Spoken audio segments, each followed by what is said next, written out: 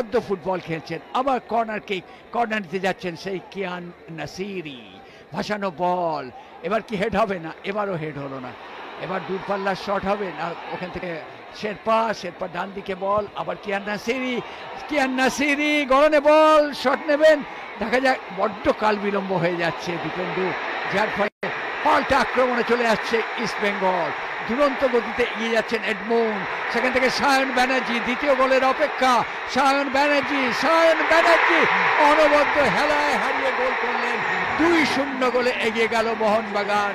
সত্যি একটা দলগত, তিনি হেডে খুবই পারদর্শী ছিলেন। ডান দিক থেকে আক্রমণ, ওখান থেকে আমান সিকে ভাসানো বল, গোল হবে এবং